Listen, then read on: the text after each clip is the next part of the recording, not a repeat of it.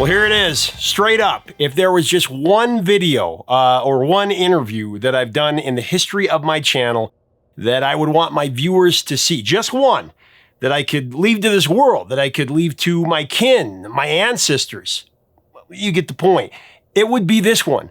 I made a list of 15 artists I wanted to interview before I leave this earth, and when I start doing this, and this legend was in my top 3. They say never to meet your heroes, but in this interview, I found that belief to be totally untrue. What you're about to see next is the full uncut interview with one of the greatest singers and lyricists in rock history. He wrote and performed the most played song in radio history, and we talked through his career with the Police and his solo career, and man, tears are shed here. It's a very personal and thoroughly uplifting interview. In the past, I've only shared pieces of this, but today I'm giving you all of it. Here's my full interview with Sting. Oh, what an honor. I got to tell you really quick that before I started this about 11 years ago, started interviewing artists, and I've done 700 interviews since then. I made a list of 15 people, 15 artists I wanted to get before I leave this earth. And you are in my top 3. And I've gotten 2 of my top 3 now. So nice. Who are the other 2? Yeah. Brian Wilson was one who I've done, and Billy Joel I haven't gotten yet. Oh, right. We can help on that. I got some. We might help, yeah, I got some influence of. We can maybe finesse that one. That Let's see how awesome. this goes. Yep. So anyway, I just have a short intro that I'm going to read that will be the intro on the thing. It will be kind of a voiceover, but I wanted to read. And then we'll get right into questions. Does that work? It certainly does. Okay. All right. Well, it's very rare for an artist to contribute so many outright standards to the global songbook that at least 5 generations who make up hundreds of millions embrace their songs as the emotional checkpoints of their personal history or the literal soundtrack of their lives. Yeah, that is exactly what Sting has done over his career. And we could spend days speaking of his musical genius as a bassist, arranger, performer, instrumentalist, creator, and visionary. But today I want to focus on him as one of history's greatest lyricists, a jukebox poet of the first rate. He has the #1 song of all time, Every Breath You Take, surpassed You've Lost That Love and Feeling as the most played song in radio history.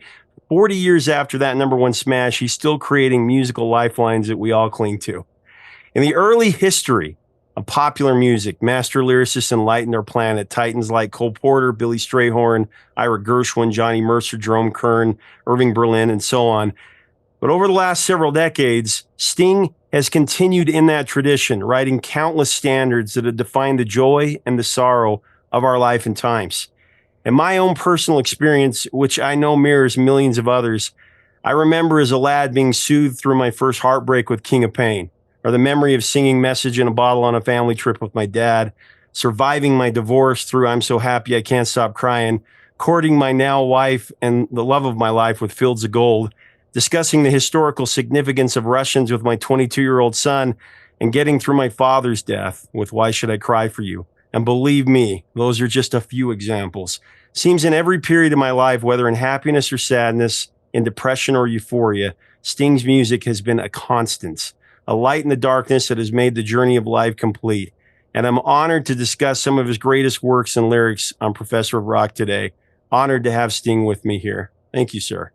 Well, that is extravagant praise, Adam. I'm going to have to try and live up to that. But, when you mention standard writers like Johnny Mercer, that's really what I aspire to. I don't know whether I've really achieved that, but that golden age of American songwriting is something that has inspired me and continues to inspire me. And really the idea of writing a standard that's the benchmark for me. And standards are timeless. They hark back to a golden age, admittedly, but they still resonate today. And so, yeah, you've tapped into something that is my ambition, but it's moot whether I've actually achieved that. Well, I believe you have, and I'd like to talk about some of those lyrics, the poetry. I want to touch on Synchronicity since it's the 40th anniversary, but I really want to spend the majority of my time talking about your solo songs, your solo work, because that's my personal favorite. But, you know, talking about King of Pain, There's a little black spot on the sun today. the key lyric there is a little black spot on the sun today. That's my soul up there. I mean, just brilliant. And I love the story about how that came to you. You actually saw the sun and you saw the little black spot. You were there with Trudy. Tell me about that. I was on the island of Jamaica. I think it must have been 1982. Britain was at war with Argentina over a tiny island in the South Atlantic. The Argentines called it the Malvinas. We called it the Falklands. Most British people thought it was in Scotland. But, you know, Yeah. a lot of people died in that little war, that little colonial war. And Trudy and I were basically on the run. We just got together, and Chris Blackwell, who owned Island Records, gave us a little bolt hole on Jamaica, on the island of Jamaica. It was Ian Fleming's old house. Yeah. Ian Fleming, who wrote the James Bond series. And yes, I was in the garden, and there were some black spots on the sun. And it must have been like sunset, so I could look at it. And I just thought that was a good metaphor to start with. And then also in the same vision, I looked across at a tree which had a black hat in it, which also seemed a metaphor for my mood at the time. And didn't Trudy say to you when you said, "Oh, there's a little black spot on the sun today," and she's the one that gave you the title, right? Well, no, let's not let the truth get in the way of a good story. That's a pretty good story, and I'm sure I corroborated it. I'm not so sure. Yeah, the story goes that she said, "Oh, there he goes, the King of Pain." But yeah, that's what we like to do, is tell the true stories on here. But you know, those lyrical metaphors, the flagpole rag, the wind won't stop, butterfly traps, the spider's web, just brilliant.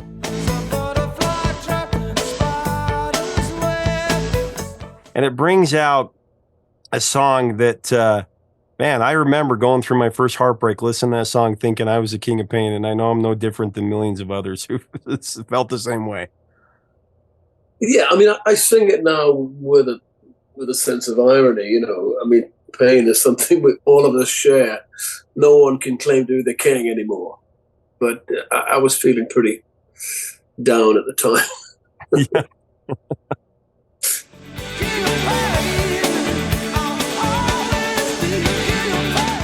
Well, Wrapped Around Your Finger, and I'm going to go through just little parts because, man, how do you cover so much music in 60 minutes? So I'm going to go a little quicker if you don't mind. But Wrapped Around Your Finger, that's one that packs the punch of an edge of your seat cinematic thriller in 4.5 minutes. I mean,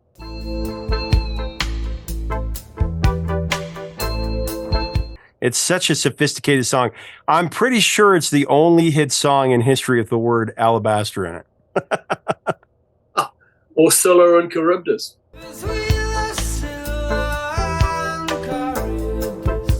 There's quite a few things in there that nobody's ever touched in a pop song, but Greek mythology, literature, Faust, you know, so foreboding, and then it modulates, you know, and that triumphant feel in the chorus.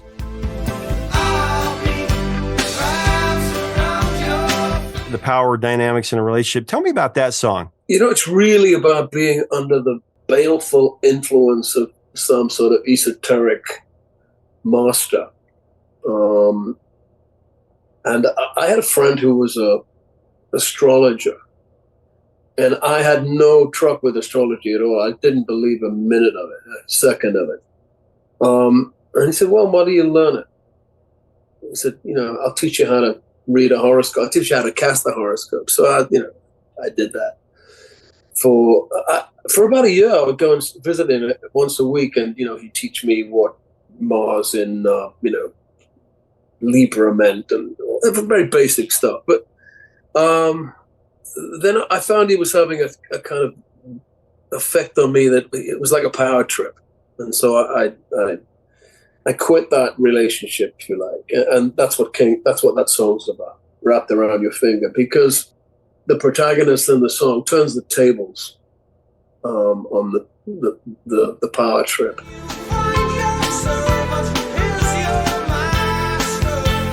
and he becomes the master. It's a fantasy. It's not real. But Well, it got such a great payoff. That's what I want to point out as a lyricist in your songs is that not only are you a master of the bridge to change it up, but it always have such a great payoff in the song. These mini stories, and in the end, that's what makes it so memorable. I'm interested in narrative, Adam. I really tell stories. Stories have a beginning, a middle, and a resolution, or a turnaround. And that's the great thing about standards. They all had a bridge, like an 8-bar bridge, that changed the perspective of the story. And then that led often to a modulation into a different key. So you could be trapped as a king of pain, and then the bridge happens, and then suddenly there's some light at the end of the tunnel.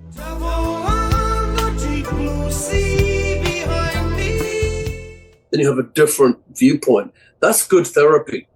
Standards are good therapy. Absolutely. It is us that we're not trapped. I often think modern songwriting that doesn't have bridges or modulations, people get trapped in their loop. And I don't think that's healthy.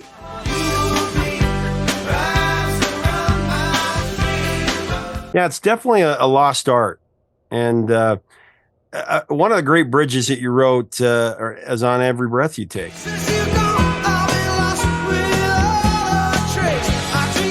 Biggest hit in 1983. I mean, it's right in the middle of Michael Jackson Thriller's historical reign. And the only artist to interrupt it was you guys. It was you. Every breath you take. It's probably the most misunderstood song of the rock era, right up there with one of your contemporaries, Bruce Springsteen, Born in the USA.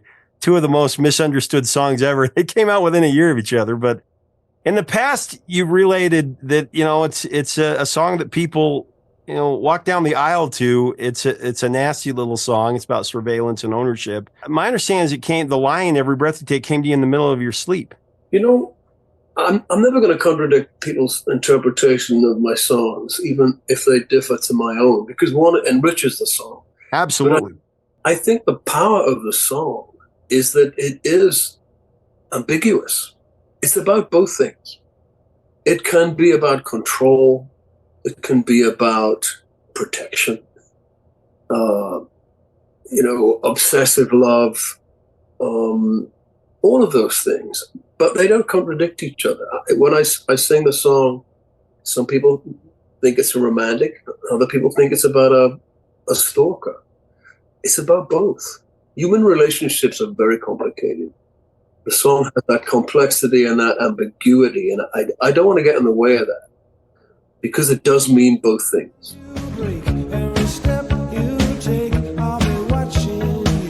Yeah, I love that. That's true because, there's a reason why it's the number one song of all time. I'm sure you know that, but that's the most played song in radio history. I think it's at like 17 million plays worldwide. And, it's also the number one song of all time in terms of the chart position because you were there 8 weeks. And then when Puff Daddy took it during I'll Be Missing You, that was another 11 weeks. I wrote that at the desk of Ian Fleming on the island of Jamaica. It's where he wrote the Bond books. And of course, Bond is also an ambiguous character. He's our guy. He saves the day, but he also kills people. So he has that ambiguity, and something of the spirit of James Bond kind of, invaded the song. So he's there too.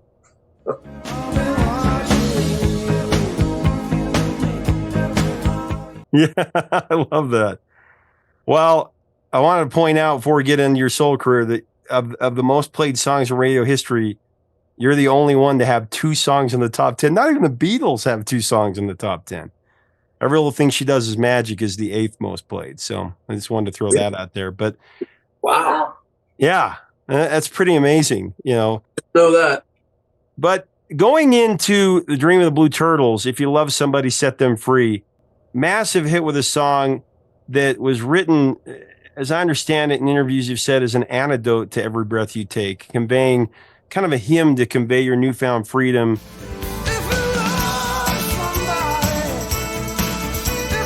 Tell me about that song. Such an incredible song. Well, I was very aware of people's interpretation of Every Breath as being a sort of negative, and so I did want to write an antidote or a different viewpoint. And I just, Tuesday night started on a new relationship, and I just felt joyful and free. And I believe it. If you do love somebody, you set them free.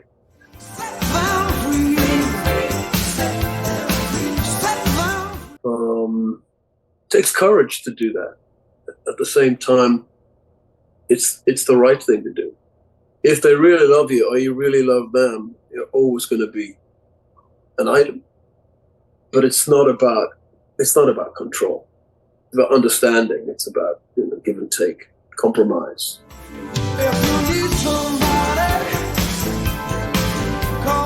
Well, you've said before that it's an easy word to say, love, but it's shorthand for something that's very complex. Hugely.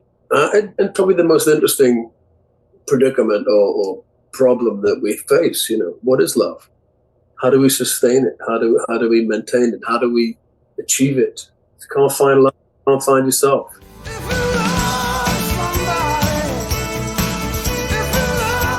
I think the key lyric in the song that sets up the payoff of the song is, again, the bridge. You can't control an independent art. Can't tear the one you love apart.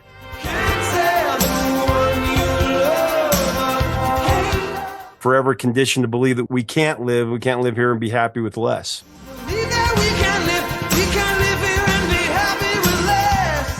It really sets up the payoff of what that song is about. Thank you. Now I understand the song. Well, it's an incredible song, and as it was a top 5 hit and one of the biggest hits in 1985. Just great.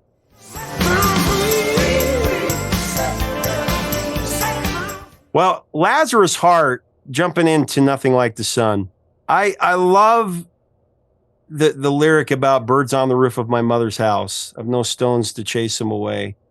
Birds on the roof of my mother's house will sit on my own roof someday.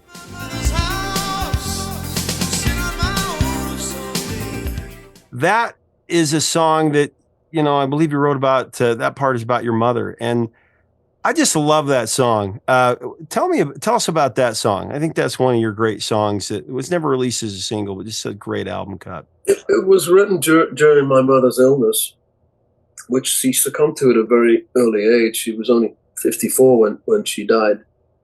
And birds on the roof of your house is a sort of traditional harbinger of death, as an omen, if you like. Not that I'm superstitious, but it has that resonance to me. I don't remember seeing birds on my mother's house, but there was definitely an air of impending death about the place. So that seemed appropriate. But also, again, the song is like therapy. The Lazarus Heart is something that can't be terminated. It basically, love is not something that ends with death. It goes on beyond that, and it did.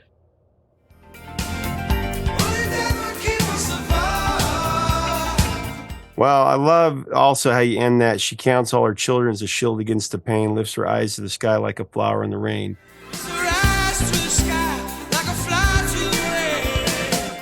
It's a very powerful song. And where did the title come from? Where did that idea of that title come from, Lazarus Heart? I get a lot of my inspiration from a very cursory reading of the Bible as a kid at school. I was brought up Catholic, and we had catechism every morning and read swathes of the New Testament and also the Old Testament. And the idea of Lazarus being raised from the dead always struck me as being kind of weird but wonderful. They're good stories. Absolutely. Not always wholesome. Yeah, that's right.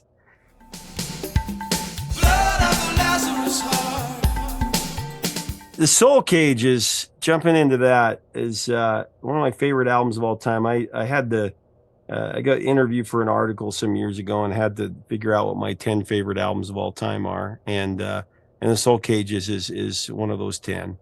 Thank you.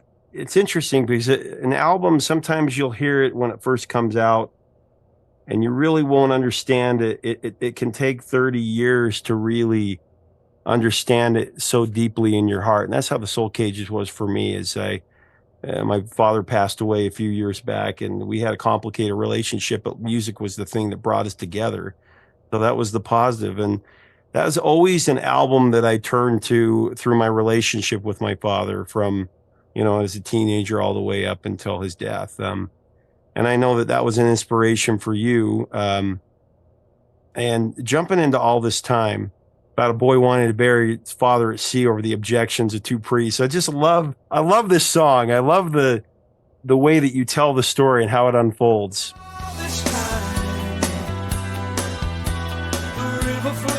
It's really about my hometown. I was born in a town called War's End, which is the end of the Roman wall. Our house was built over a Roman army camp. The Romans built this place. They built a wall. And at the end of the street was a shipyard. It was halfway between the city of Newcastle and the North Sea. We built big ships. Most of my relatives worked in the shipyards, all were seamen. And so the sea and the symbols of the river and the boat were very powerful to me.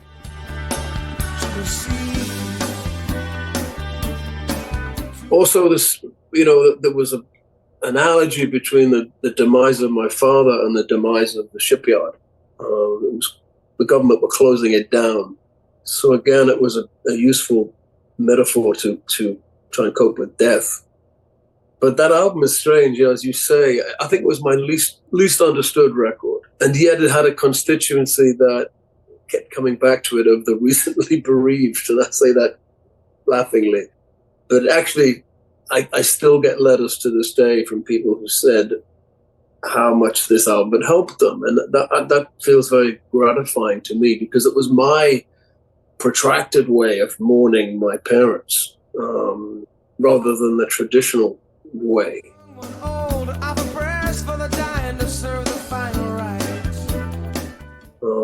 And that's how I did it. But I'm still mourning my parents, really. Yeah, it's something you never get over. I know that you were creatively paralyzed, as you said, as you were getting ready to write this. You were blocked, unable to mourn. And tell me about the time leading up to writing The Soul Cages, how you finally broke through. I understand that there was kind of one line that came to you, and everything just kind of fell out from there. I think I started, the first line of the whole piece is, Billy was born within sight of the shipyard. Billy was me. I was literally born with a great looming hull of a ship hanging over the house. Billy was born within sight of the shipyard. And that was a pretty powerful symbolic image for me that I never forgot. And they'd launched the ship out to sea, it would never come back again. And that leaving, that sadness and shock of leaving. I don't know if you've ever seen a ship being launched, but it's like the end of the world.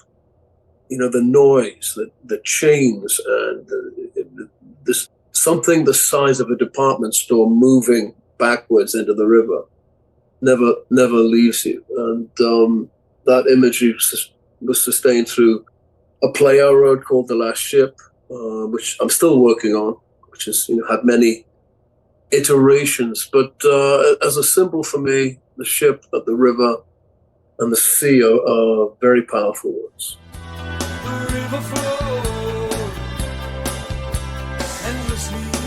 Yeah, I love how you use that as a metaphor in All This Time, the river, and also burial at sea.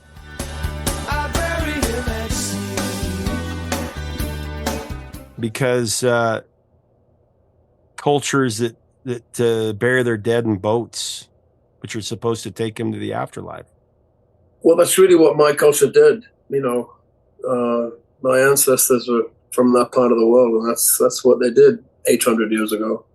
sometimes by accident. My great-grandfather died at sea off the coast of Holland. All hands lost.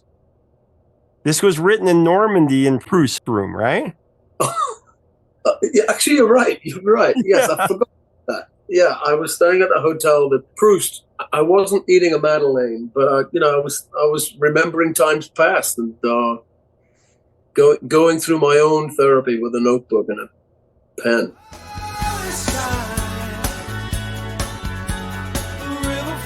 You know, the song and the album, it takes you back to your beginnings. And it's interesting, around that time, Don Henley wrote in The End of the Innocents that somewhere back in the dust, there's that same small town in each of us. That same small town in each of us. It's just true. It never leaves us. And that's what's so great about this is you told the story of your hometown and the people and the community. I still dream in that landscape. That's where I go in my dream. The house I was brought up in, the town I was brought up in. There's lots to resolve there.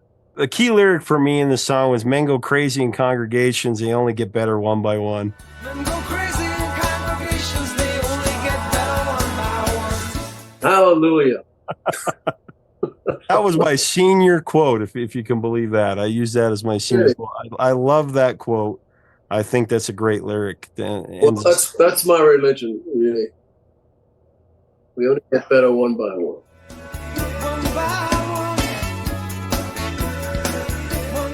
Well, Why Should I Cry for You? It seemed to me like it was a heartfelt conversation with your father.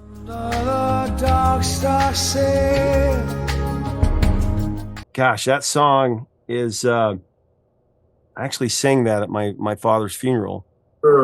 It's a song that I think anybody who has had that relationship that's ups and downs with a parent, or especially a father, they can relate to that song. Why should I cry for you? Why would you want me to? What would it mean to say that I loved you in my fashion?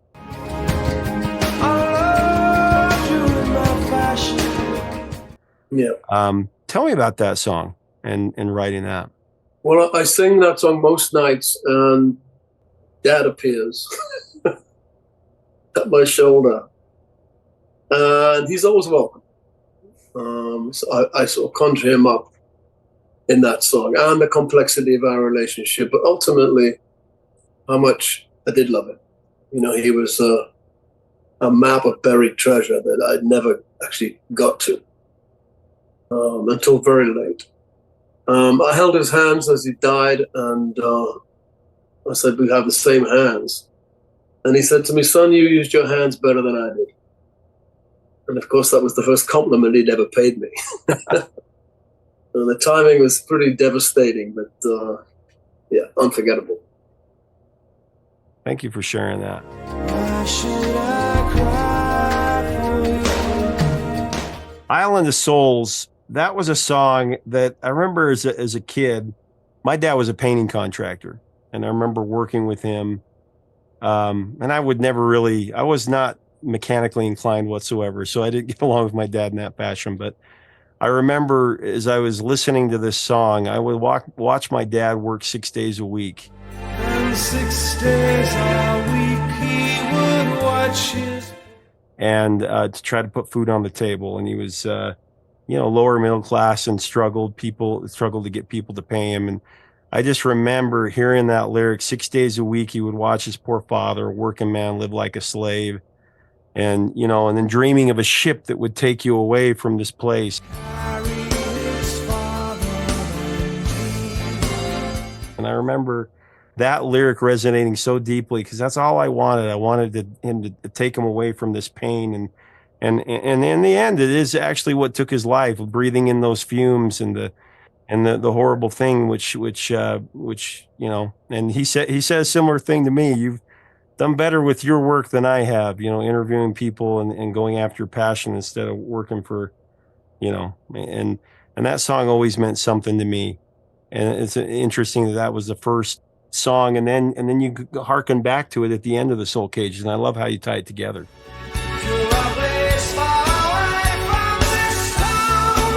That generation did work an awful conditions of health and safety. You know, in the shipyard, they were working with asbestos, red lead, terrible paint also. But God knows what was coming over the yard wall, because we all ingested it. But our generation had to.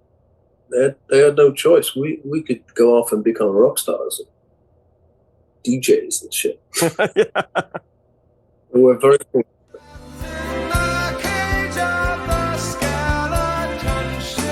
I think it's your greatest album, and I know that it's now the 10th anniversary of The Last Ship. I was so excited in 2013 when I heard the announcement, maybe it was 2012, that you were going to do this, and it was going to be tied back, you know, kind of tying back into the Soul Cages, and I think it's just your greatest work. We're writing yet another iteration of it. It's a work that's never finished, in my opinion. The characters they come in and out, songs come in and out, new songs get written, new ways of looking at the arc of the narrative keep occurring to me, and I just love that process. You know, it's kind of a plastic, you know, very, very not plastic, elastic process that you never finish. And I love it because you honor your parents with that music, and it continues on from generation to generation. Well, it's an elegy, I suppose, for my parents and for my town, for the industry that's sustained it for 100 years. That's now gone. So yeah, it's I never know how to say this word, elegiac. Yeah, there you go. That sounds biblical, elegiac. Well, moving on to 10 Summoner's Tales, Fields of Gold, you've conveyed that this song is about feeling joyous, but knowing that joy is going to end someday. I read that in an interview, and I was really touched by that. I know that you'd bought a house near a barley field, and tell me about the structure of that song and putting it together, what it means to you. You know, it's very much in a British folk tradition. We're talking about tradition, talking about things that just keep happening, the cycle of life.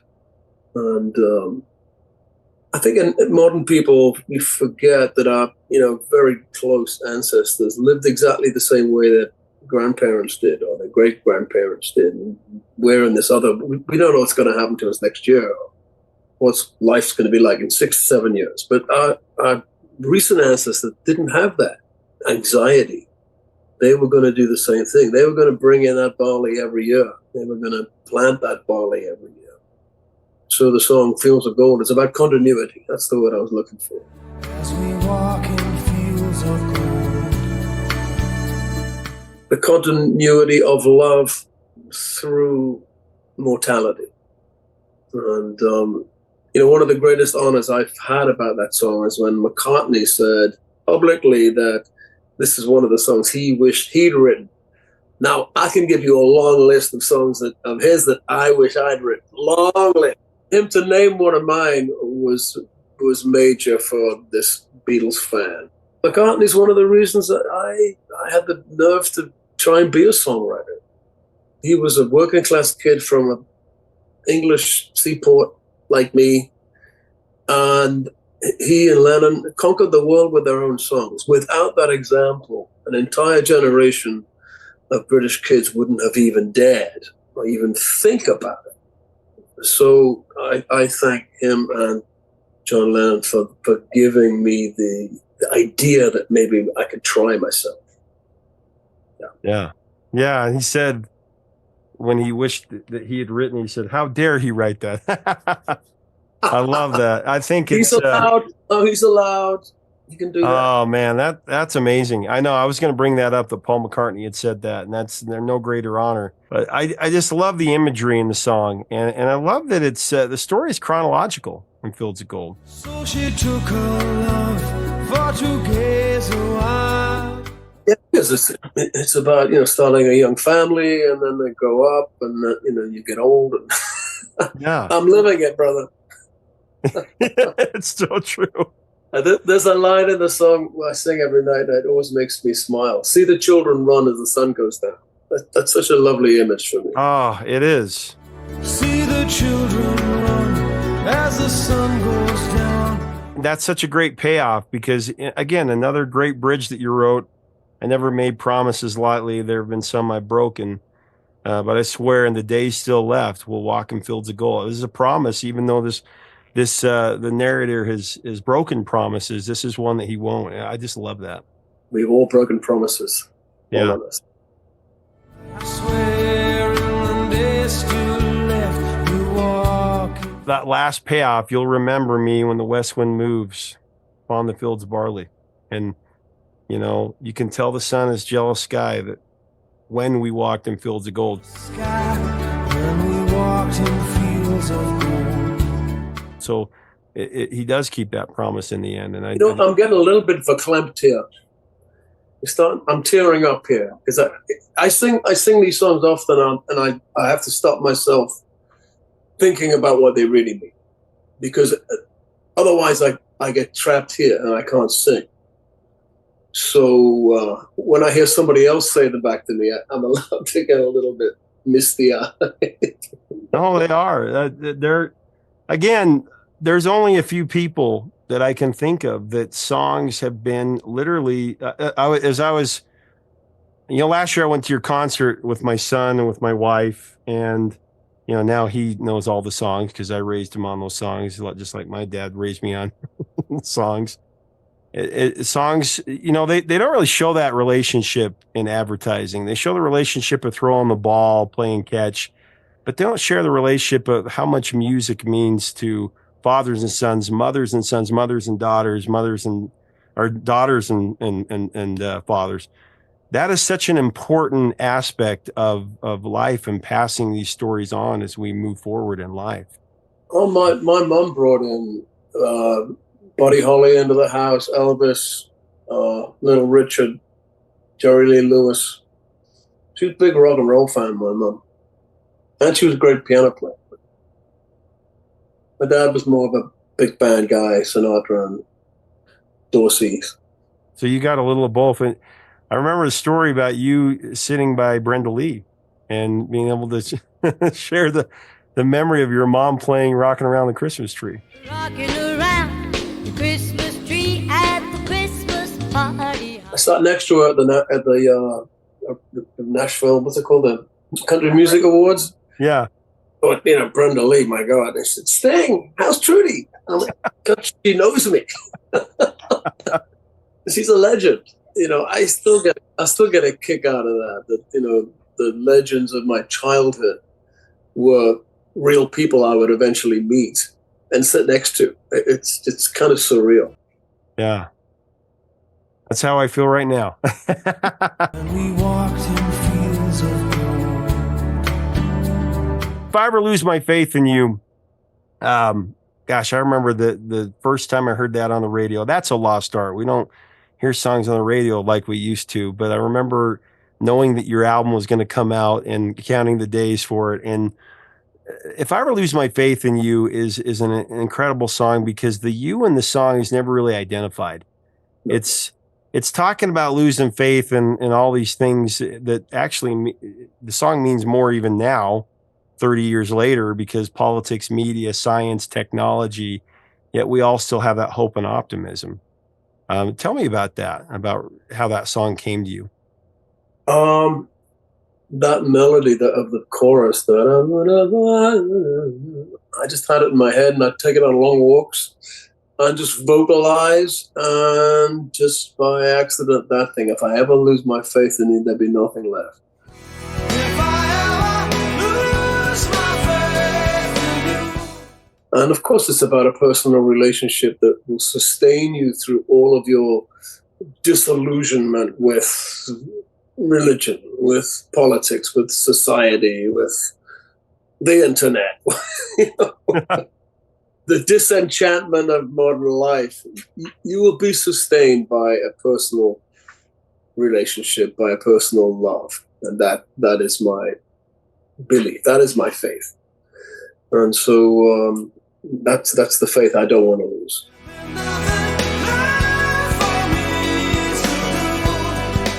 I love how anybody can put themselves in that song and it can mean anything. Like it could be a lover, it could be God, it could be oneself, it could be anything, and to let the listener decide. And that's a great relationship. Well, as I said before, I won't contradict anyone's interpretation. I think they're all correct, and they all enrich the song. So Yeah. thank you. I'm grateful when people have a slightly different interpretation. Well, I love the key lyric for me was, I never saw no miracle of science that didn't go from a blessing to a curse. I never saw no military solution that didn't always end up as something worse. But let me say this first: if I ever lose my faith in you. I mean, it's just such a great payoff to the song.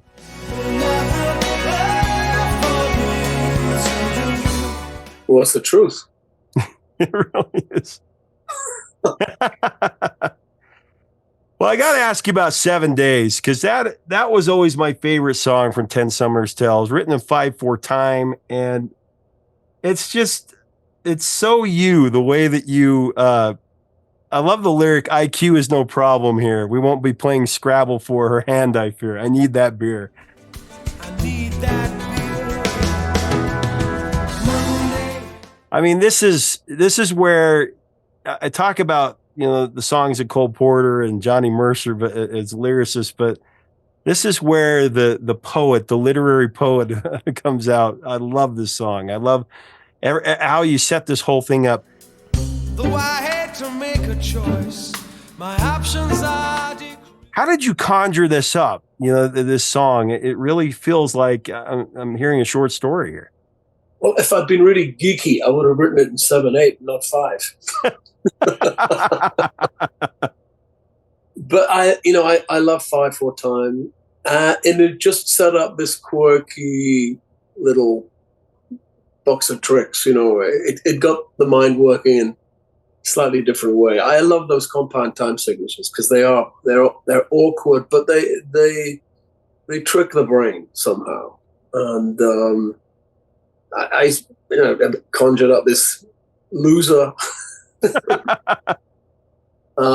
Not too far removed from myself and some of my relationships, and it's a funny song. It's a funny song.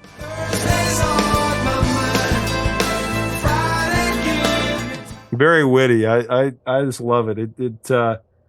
I was showing it to my son the other day, who's trying to figure out, his crush on a girl, and I just said, "Listen to this song. This is such a brilliant song about a guy who's going against a suitor," and it was fun to share that. But that's what's so great about that song, is it tells this story, and you can just kind of chuckle as you sing along.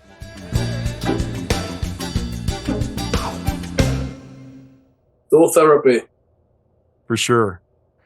Well, moving into Mercury Falling, I'm so happy I can't stop crying. I really feel like this is such a master song. I'm so happy that I can't stop crying. It's a song that, you've heard many divorce songs, and the fact that you wrote this as a country style song, I understand it started out, you tried to make it a rock song, but it was a country song. And it's like you mastered that country divorce song. Well, the late great Toby Keith covered it, so that was a pretty good vindication of my work. I'm so happy that I can't stop crying. But it's a case in point of what I was talking about before, about the bridge leading you to another point of view. In the first 2 verses, he's trapped in the situation. He's lost his wife. He's lost his kids. He only sees them on Sundays, and it looks terrible. And then there's suddenly a bridge where he goes out one night and he looks at the stars, and he has a sort of mystical revelation that he actually is happy. Something made me smile. Something seemed to ease the pain. He is. And he sees a star for himself, his 2 kids, his wife, and also her lover. He sees it all as being, connected, and he's crying because he really is happy now. So it was a little twist that opened up the end, and so it's not all misery. It's we can get out of our situations if we just look for that portal that's somewhere. A kid should be with his mother. Everybody knows that. What can a father do but babysit sometime? That line really hits home for those going through divorce, fathers who it's an understanding there. And and then seeing that friend and saying, him saying, you look different somehow. And he says, everybody's got to leave the darkness sometime. I just love that payoff. Well, then it goes into a different key. Again, that's an uplifting feeling, you know, when it goes up a trucker's modulation. I'm so happy that I can't stop crying. Well, one thing that I wanted to touch upon if I ever interviewed you was the fact that not only are you such a master of writing the bridge, kind of a lost art, but your B-sides are every bit as good as your A-sides. That like I bought every single you put out looking forward to the B-side as much as the A-side. I mean, Pirate's Bride, Beneath the Desert Moon, Everybody Laugh But You, and January Stars, where you take a song and you write a completely different song to the same music. I don't know that I've ever seen a major artist do that so flawlessly, so well. And I love these songs. Let me ask you just quickly about each one of those, because why not release them as a single or as an album cut? I'm just curious. Well, it's an interesting exercise to write a totally different song with the same track, you know, a different mood almost, just as an exercise. And I agree that they're equally, you know, they have credit to both versions of it. But I just thought it was interesting, you know, like just turning something upside down and seeing what happens, you know. It's I'm intrigued by the process. It's always finding out new things by just tinkering. You know, I'm a tinkerer. January stars came, everybody left, was you. Well, Beneath the Desert Moon, I can't believe that didn't come out as a song on an album, because it's a masterpiece. It really is, musically, lyrically, and your vocal on it. I just love that song. Beneath the desert moon, I call you. Well, I better listen to it again. Thank you. You reminded me. Well, and then the heartbreak of Pirate's Bride. I mean, that's a heart-wrenching song. Night after night, she would stand on the shore. You know, again, it's from a folk tradition of losing somebody to the sea, never coming back. I think it was very much part of my community at one point, including my own great grandfather. But yeah, it's kind of sad. To see my love again.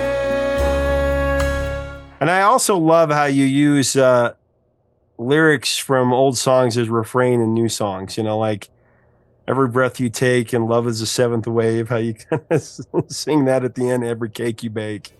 Every breath you take, every breath you take. Well, that comes from like a jazz tradition of quoting, you know, some ragtime standard in something else. I mean, that's what they did. And that's what I do with my tongue in my cheek when, you know, I do that. But the whole system's modular. I mean, all songs can be fitted into each other. It's all one song, really. I love that. I like drawing attention to that fact that it's modular. Well, and I love how you did that in 7 days as well. Do I have to tell the story of 1,000 rainy days since we first met?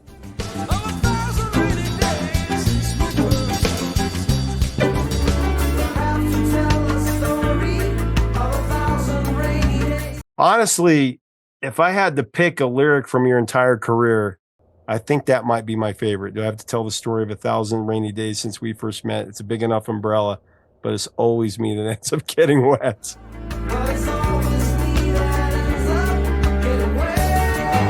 All true stories. Where did that come from? Because I know that song was before even the Police.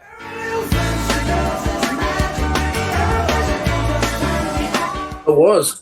I wrote that in a little basement in Bayswater, and 3 doors down there was this very pretty blonde girl with green eyes, and I sort of took a fancy to her, and I didn't have the nerve to talk to her for about 2 years. I'm now married to that woman. So that line was really about her. Boy, does she know it.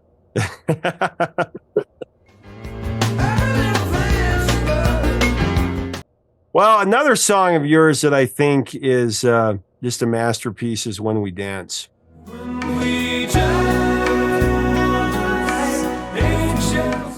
I think that you were able to take a love song and do something so interesting with it. I've heard you talk about that before, because there are the different types of love songs. I love you, you love me, but those aren't as interesting as a song about, I mean, When We Dance is one that it's about, come and live with me. We'll have children of our own, trying to talk to her. I mean, where did that song come from? Always curious. Well, it comes from the eternal triangle, that yeah, I love you, but you love somebody else, or vice versa. It's a very interesting dynamic, much more interesting than boy loves girl, girl loves boy. That's a circular loop. There's no way for a songwriter to get inside that. Whereas the triangulation of three people, boy, that's interesting. It really is. And that's one of my favorites. I do that every night. And there's a flattened fifth in the melody, which I always think gives it kind of shadow against the major chord. It's yeah, I love that song. Like I love you. Yeah, at the very end of the song, the bass line that you're playing there, the dun dun dun dun dun dun.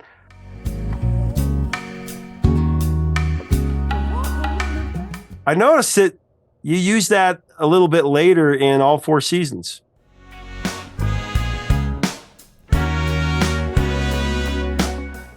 Yeah, I'm thinking it's it's an indirect quote from is it My Guy, an old Motown hit. It's just a little reference to that kind of era. Yeah.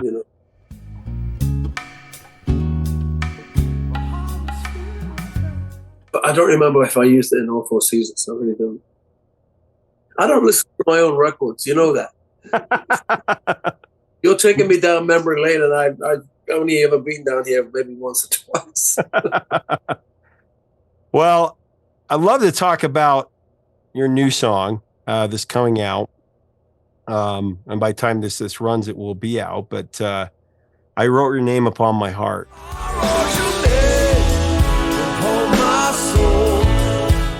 And I know that's going to be released on September 6th. Tell me about that song.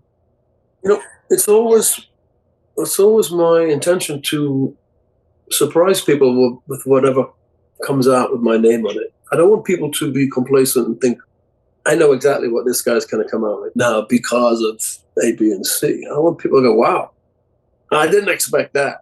And I love doing that. When I made a record with Shaggy, Sting and Shaggy, he was like, what the hell is Sting and Shaggy, for God's sake? And yet, we got a Grammy. Yeah.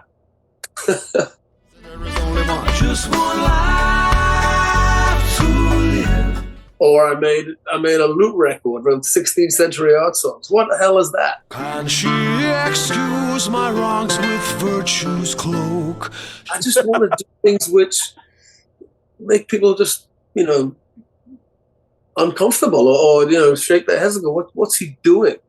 And I wrote Your Name Upon My Heart. It was just basically three chords, played on a Telecaster and little else. And it's a very basic love song, but in a tradition that I respect and love. And it's unexpected.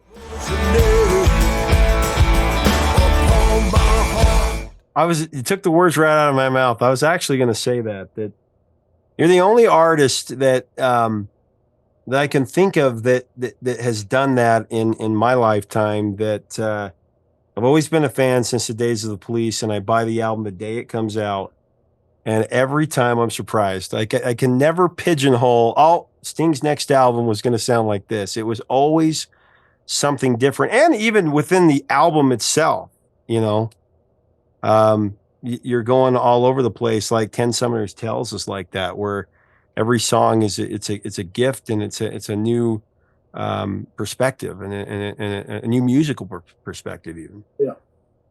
I mean, it's one way I've chosen to live my creative life. The other way is to really get into one groove and stay there and actually perfect that groove forever and ever and ever. And it works, and it's incredibly powerful. I'm thinking of AC/DC, wonderful band, fantastic collection of songs, but they stay within the same very rigid parameters, and they do it so greatly. I'm much more of a gadfly. Oh, look at that. Oh, look at that. Hey, what about what's behind me? That's me. But at the same time, I respect the other route. I really do. Yeah. But there's no one way of doing things, in my opinion. Well, I mean, you listen to the evolution too of your sound, and the Beatles are like that, where you listen to "I Want to Hold Your Hand" or "She Loves You," and then when you hear "Norwegian Wood" and "A Day in the Life," and you're like, 3 years went by between these songs. That's like going from the prehistoric age of the Industrial Revolution overnight. Like, the evolution is incredible. It's mind blowing. Well, the Beatles are my template, so if they could do it, I'm going to try that too. Why not? Why not? Yeah. And I think that what's happening now, though, is I said 5 generations, and I truly mean that. I just saw something the other day where this group of 14 to 18-year-old kids, there's a guy named Caleb Chapman who has the top musical program. He's like changing music education worldwide, and he has the top musical program. Downbeat has given him the award 10 years in a row for the top musical program. He's teaching these 14 to 18-year-old kids about music, and your music has been his template. They just did a version of Englishman in New York that's killer, and you've got these 14, 15, 16-year-old kids that are killing it on Englishman in New York, and they play flawlessly, and they get it, they understand it.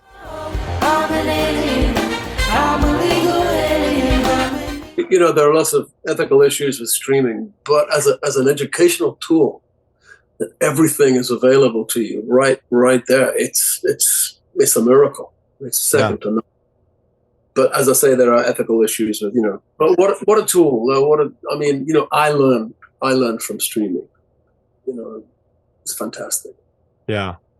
Well, to let you go here, I have a couple of quick final questions for you, and I hope someday to be able to get back together with you and talk about more of these songs, because again, soundtrack of so many lives, and I think lyrically, I think you always gotten the credit as a great musical innovator, and I don't think you get enough credit.